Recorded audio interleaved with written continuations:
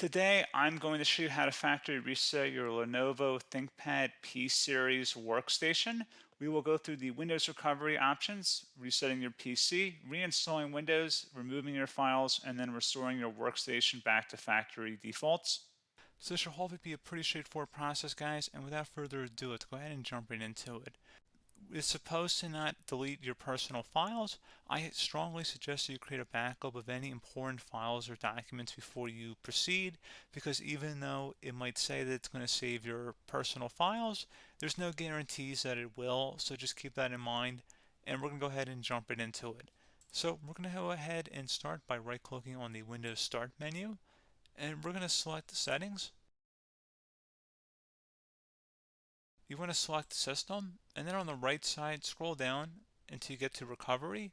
Reset Advanced Startup Previous Version of Windows. Go ahead and open that up. So we're going to start by going underneath Recovery Options, reset this PC, choose to keep or remove your personal files, then reinstall Windows. Go ahead and select Reset PC.